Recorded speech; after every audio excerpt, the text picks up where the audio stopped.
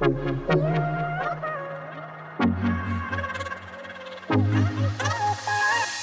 guys, welcome back to my channel. It is Lindsay, otherwise known as at LMW2491 over on the Poshmark app. And if you're new to my channel, a very, very warm welcome to you. Thank you for joining me today. Today we're going to be talking about what it's like to be in a sales slump when it comes to your work on Poshmark or really any other online reselling platform, and how to take that mentality of being down and distraught about something like that and kind of flipping your mindset so that you can actually be productive and see your sales start to increase again. So not only are we talking about what maybe causes the sales slump, but today's message really is geared towards giving you some suggestions of how to getting out of a sales slump to increase and maintain your profitability. So here we go. Okay, so the first thing that I want to discuss is how I personally know when I'm in a sales slump. And it's funny because so many people look at their numbers solely to indicate whether or not they're in a slump or not, or whether it's a down season for them. But for me, it's more so about how I'm feeling on a day-to-day basis. Basically, the way that I judge if I'm in a sales slump is if I feel like I'm constantly thinking about, oh, I should really be doing that. Oh, I should really be outsourcing. Oh, I should really be listing. And the reality of it is I'm not. I'm just thinking that I should.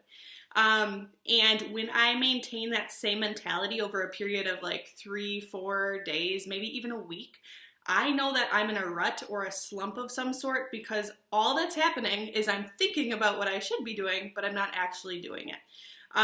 So that's enough indication to me to be like, oh, hey, like, get your butt in gear and do something about it. Don't just think about it. Don't just fantasize that you should be listing 15 things a day. No, actually do something about it. So that's my indication to myself of being in a slump. And it's funny because sales do follow that. You know, if I sit there for anywhere between 3 and 7 days of really not doing a whole lot on the app for Poshmark, my sales aren't good. I mean, that's just how it works. You truly get out what you put in. So it absolutely makes sense that that's what it would be. So numbers wise, yes, but for me, it's more of a mental thing like, oh, hey, you need to get your butt in gear, and then actually choosing to take the necessary steps to get more listings up, etc., etc. So that's how I know that I'm in a slump and that I need to get out of one. Okay, so the first step to take when you are in a sales slump is, number one, to admit to yourself that yes, you are. And that's a truth, and that's something that all resellers face at some point or another in their reselling journey. So if you don't admit it to yourself, there's not much else you can do, even if I told you the rest of the steps to getting out of one. So you really just need to reflect and see, you know, how much work you're putting in and admit to yourself, yeah, I have higher expectations for myself. Let me do some work here. So that's the first step for me, is to always admit it to myself that I need to do more, and then that allows me to achieve my goals a little bit quicker and with a better mentality. All right, so with that being said, my next piece of advice is, I'm sorry, I have pop-ups right now. Okay, my next piece of advice is don't be lazy. So that can be taken so many different ways, but what I'm really referring to is if you know that the local Goodwill right down the road from you doesn't have anything because you've been there 3 times last week and you're just burnt out and you're sick of going there, don't. But also don't not do anything about it, if that makes sense. So instead of going there, and this ties into my next, step to getting out of your slump, try somewhere else. Try a new spot to source and treat it as an adventure rather than a task, because when you associate that connotation with your sourcing and with your work on Poshmark, you just get more done, and it's obviously it feels good to be happy doing what you love to do. So why not hit up, a Goodwill in the next city over? Or maybe there was a crazy good haul that you got at some point a few cities away, and it was, a half-hour drive there, a half-hour drive back. Go and take that adventure again, and really do treat it like, yes, this is an adventure, and I am excited to be in this new location sourcing again, because that's going to really just uplift you and give you more momentum and motivation to source that day and to hopefully find some really good stuff. All right, so the number one tip I hear all the time, which is my next suggestion, and I mostly hear this on like Facebook Poshmark groups and Instagram social media, but it's just be consistent when you're listing. List consistently. List 3 items a day, every single day, and you'll never hit a slump. That's probably true. Is it realistic? Not necessarily, not for everyone, especially if you're not reselling full time. So if you can't list consistently every single day, okay, but just know that your sales will kind of follow that. So if you're in a slump, admit to yourself, maybe I haven't been listing for the last week, so maybe I should get back on listing again. My suggestion to you would be to challenge yourself to list 3 items a day for the duration of 1 week or 7 days, and see how that influences your activity and the sales that follow on Poshmark. And then in addition to that, and I'm struggling here right now personally, and I feel it's necessary to tell you guys my personal struggles as well, just to let you know, like, hey, I'm human. Hey, I'm having the same issues and same struggles as you with the sales slump. I'm actually in one right now. So this next one I'm struggling with because I want to list 3 to 5 items a day for 7 days. That's my current challenge to myself. However, when that's in my head, I'm like, okay, well, let me crank these out as quick as possible. Let me be super efficient with this, and then it's not even a worry at all. You know, I can absolutely maintain that. But the thing is, when I'm hurrying and rushing myself, sometimes my photographs don't turn out like I want them. And that's my next tip to you is take photographs that are worth looking at. Actually take your time with your flat lay and your prop, or however you do your photographs, and take time to make sure that that photo is really showcasing the item how you want it to be showcased. If that means taking the photo first and then editing that photo with the photo editing app on your phone before listing it, take the extra time to do that. It will be worth it. You really want to, at the end of the day, create your closet as a space that showcases everything you want it to be. You don't want it to be a space where people go to your closet and are like, oh, that's a lazy picture, or oh, that doesn't look very good. I don't think that would look good on me because that photograph is too dark. So actually make sure that your photograph looks good and worthwhile. Okay, so my next tip is stop being so picky. And when I say that, I'm mostly talking to myself because I know that recently, as I've been sourcing and thrifting and just trying to find stuff at a good price to resell to make a profit on, I am being very particular on the brands that I'm picking up, and that's mostly, that and the quality of the piece are mostly what I look at, because my main focus is my return on investment per item.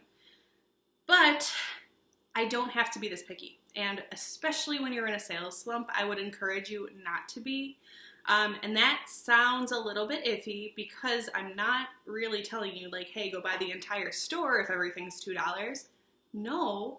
However, you don't need to go be finding like Chanel pieces and Gucci bags and Prada shoes and whatever else, rag and bone coats that you're finding in order to feel comfortable and satisfied with your haul. You can also pick up things that are cute and that are seasonal.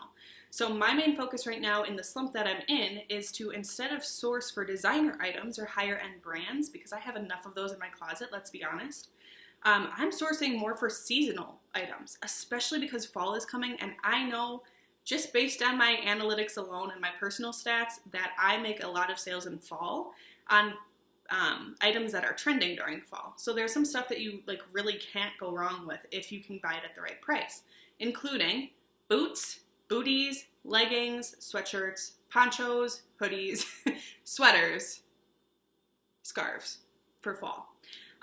So right now I'm in the mentality of I don't need to buy designer, but I do need to be buying cute and seasonal items so that I can still make continuous sales. Even if they're turning less of a profit per item, at least I know that I can, maintain that consistency. All right, so the next thing that should be considered when you're in a sales slump is how exciting your workspace is at home or wherever it is that you've decided is your workspace for Poshmark. So for instance, my workspace I guess I can show you, it's really messy, is like that table right there. That's my mannequin just chilling.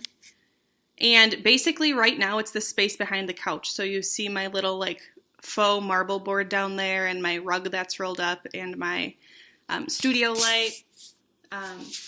But anyhow, that's my workspace right now, and I feel like a part of the reason that I'm in the slump is because I don't necessarily enjoy working in that confined little space or that confined little area behind a couch where it's like hard to manipulate how I want my photos to look and all that. So one thing that I need to do and one thing that you should consider for yourself is how exciting and practical your workspace is for the work that you're trying to achieve. So making sure that when everything's said and done, you're excited to take your photos. You're excited to share your closet because you're in a comfortable space that allows you to do the things that you need to do to make sales on Poshmark. So one thing that I need to do this week pretty immediately after this video is rearrange my workstation so that I can personally feel like it is a comfortable environment, like I can be productive there, because that's really going to aid my drive to continue listing. And then my final recommendation to you, again, these are all struggles that I have. I feel like almost every reseller, if you're being honest with yourself, will encounter all of these things at some point. But the last tip I have for you is to, as much as possible, stop comparing yourself to other people. Don't do it. It's not worth your time.